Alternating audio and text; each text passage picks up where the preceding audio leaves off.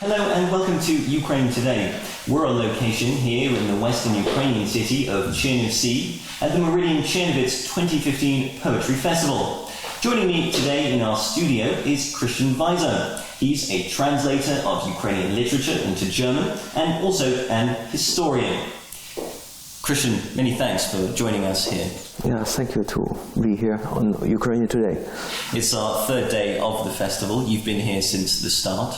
How have you found it so far? It's a little bit less emotional than it was last year, that's my impression, but more people are attending to the lectures. There are much more students coming, and it seems to me that people are a little bit more introverted now. They want to listen more. And some other guests that we've had here today have talked, of course, about the conflict in East Ukraine. Have you felt that influence on the festival this year? Do you think, is that why there's perhaps a slightly less cheerful mood than usual? No, I don't think so. Last year I had the impression that this conflict was even more visible here because it was more emotional, and it was also visible on the central streets here. I remember they were selling books to find some money for the people in the east, and I also noticed a little bit more the Ukrainian colors on the street. So I think now it's a little bit more quiet. Of course, it's all the time present also in the discussions. We have several panels where people are discussing, but this took also part last year, I would say. There's no difference, and it's the same. And I think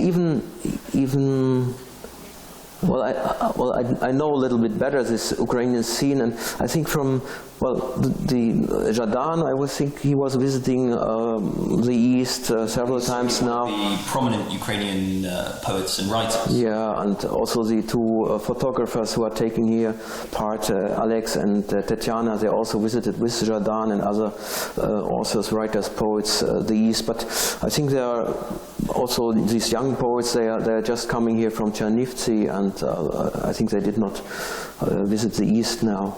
So it's a sort of a mixed picture.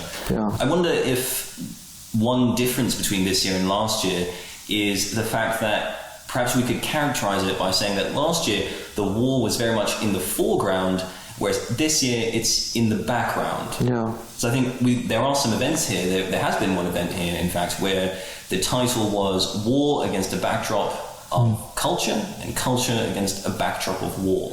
Do you feel that the conflict has stepped back slightly?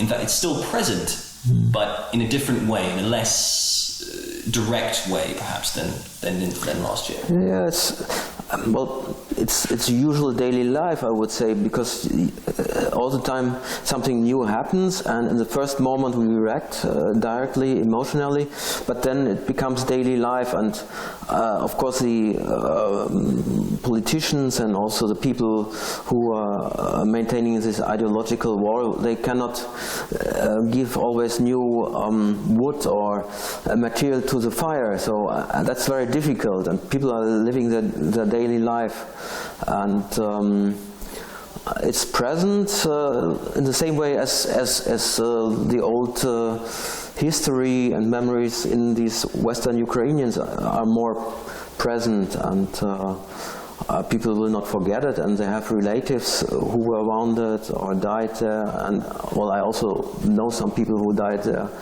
and I know people who are present there who are fighting, even poets like Boris Humenyuk, and so it's present, and nobody really forget it, but we are living our daily lives. And have you seen it, as a translator of Ukrainian works, you must have seen something of the development of literature here and the different themes that come up. Over the past 18 months or so, have you seen more and more works dealing with the conflict and not just the fighting in East Ukraine, but the general development here and developments in Ukraine of the political upheavals as well? Has that become more and more pronounced in Ukrainian authors' works?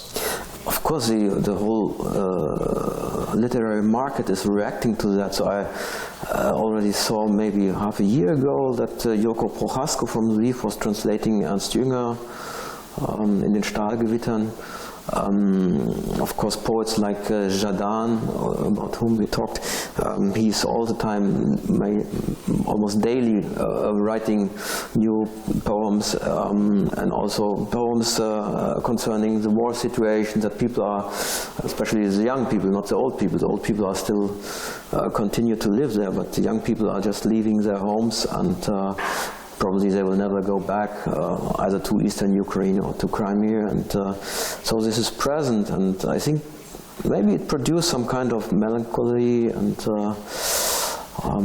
yeah, well, and of course there's a lot of books about the Euromaidan, and the same I think also now about the war in Eastern Ukraine. So people are describing this in poetry.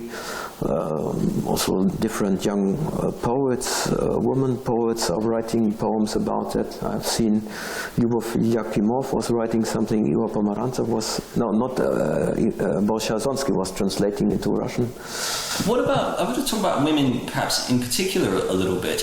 I feel like in all of this, they take almost a secondary role, because everyone tends to think about soldiers and men who are fighting in East Ukraine, and they're the ones who suffer. But what of the women? What have you seen here at the festival and in general for the women's role in this conflict?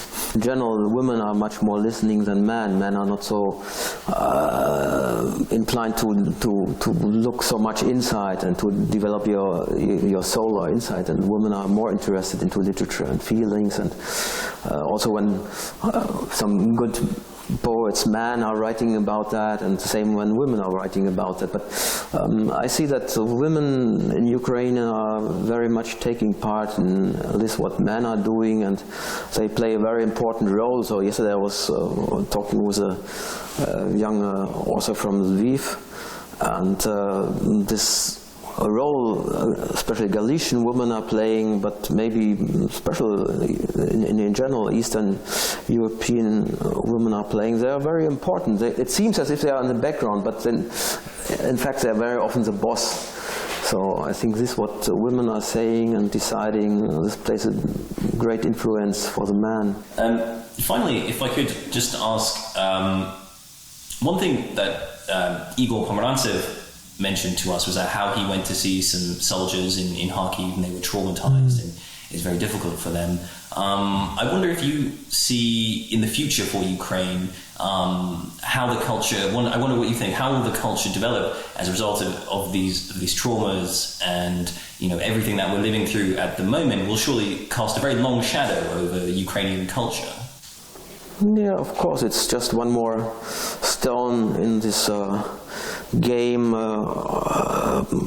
about what people will remember. Well, when we are here in Western Ukraine, I think that's the difference between Western Ukraine and Eastern Ukraine. I think here are much more stones in the game than in Eastern Ukraine. In Eastern Ukraine, it seems, or on Crimea or in Russia, I think it's a little bit easier. But here, there are so many moments you can remember, and you can compare, and you see historical conflicts and contemporary conflicts, and people have much more relations as well. They have relatives who went to Israel, to live in Israel or in Poland or in Germany, and so remembering this war which came now from the East, this will probably long time influence the people, and they will long time remember that, and this will be part of the cultural memory here.